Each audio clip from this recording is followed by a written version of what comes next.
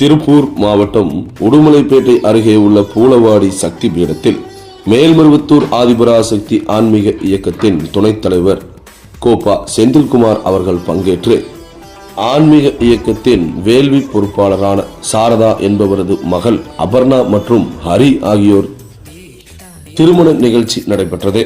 அப்போது பங்கேற்ற மருவூர் சின்னவர் தாலி எடுத்து கொடுத்து தாலிக்கு தீபாராதனை காட்டி ஆசீர்வாதம் செய்து திருமணம் செய்து வைத்தார். தொடர்ந்து தாராபுரம் திருமண மண்டபத்தில் நடந்த பரிகார நிகழ்வுகளுக்கெல்லாம் இவர்களின் தனித்துவமான ஒரு செயல் நடைபெற்றது.